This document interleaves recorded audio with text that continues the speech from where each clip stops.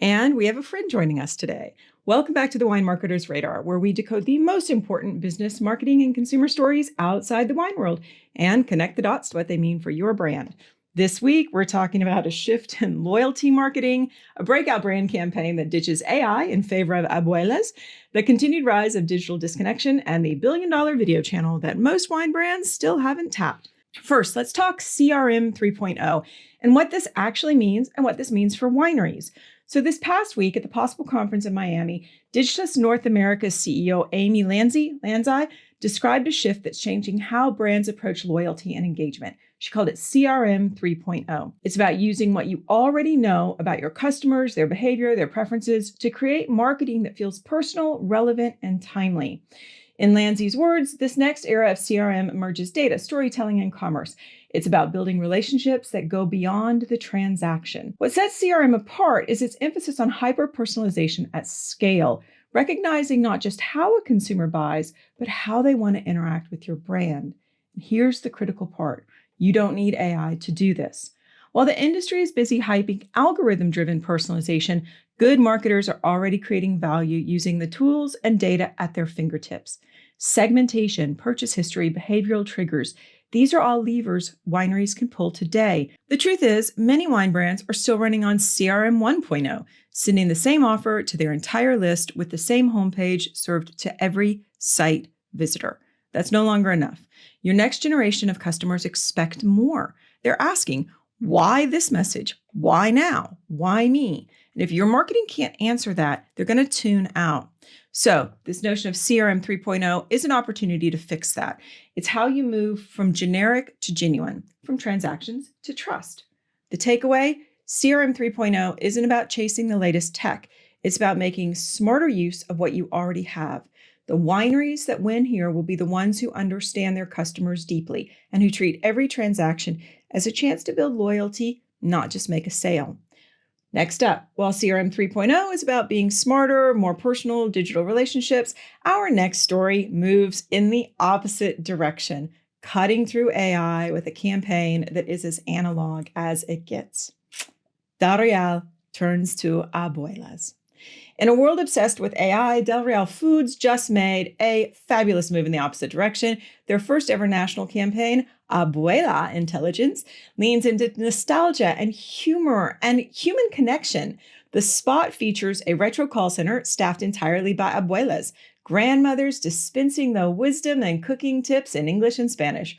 No algorithms, no automation, just real people with real experiences. Now, why does this matter to wine brands? This is a masterclass in strategic contrast. At a time when every brand is touting its AI capabilities, Del Real stood out by embracing what machines can't replicate: human warmth and authenticity and cultural memory. And it also hits on something we've discussed before in the radar. Consumers are exhausted from screen fatigue. Gen Z is especially looking for real-world connection and low stimulation experiences. Del Real's campaign cuts through by not trying to impress with tech. Instead, it taps into what makes food meaningful: shared experience, emotional storytelling, and trust built over generations. This is directly analogous to wine. You don't have to reject innovation to see the opportunity in simplicity. When everyone else is chasing machine-led personalizations, sometimes the most powerful brand move is human.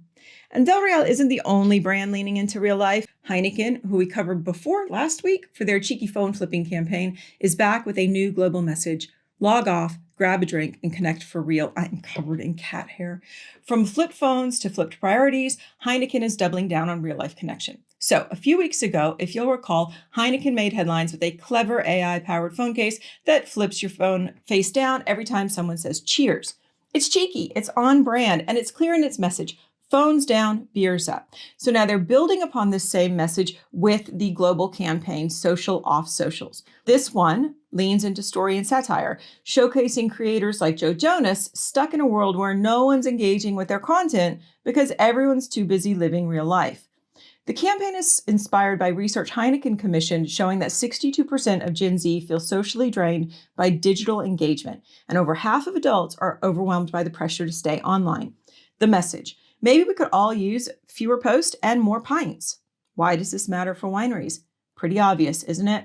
This is a signal that brands are starting to market against digital oversaturation, especially to younger consumers who say they are tired of being always on. For wineries, especially those chasing younger drinkers, here's the takeaway. You do not have to compete on constant content. You can create value by offering real world, real human experiences. And when your digital does show up, let it point back to the stories, the wine, the place, and the people, not just a feed. Big takeaway, connection is the product. And sometimes the best marketing strategy is giving your audience permission to log off. And speaking of screens, let's talk about the kind consumers are engaging with. Video continues to grow. Digital video ad spend is projected to hit $72 billion this year, capturing nearly 60% of all TV and video ad spend in the US. This includes formats like social video, online video, and connected TV, all of which are posting double-digit growth. But wine continues to lag a little bit behind categories like CPG, beauty, and specialty food. The most recent IAB report shows CPG brands alone are expected to spend $14.3 billion on digital video in 2025, with retail brands close behind. These categories are leaning in because video delivers attention, storytelling, and increasingly conversions. Wineries don't need fancy production or massive spend to compete. With Meta and YouTube, even small brands can run geo-targeted, highly visual ads that drive tasting room bookings, email signups, or seasonal offers. The takeaway, again, video is now the dominant form of digital brand building. Wine is still on the sidelines. For a category built on experience and story, this is a missed opportunity. If your customers are watching video every day, why aren't you there with them? And that's it for this week's Animal Filled Radar. If you need help with your wine marketing, head over to fiveforest.com.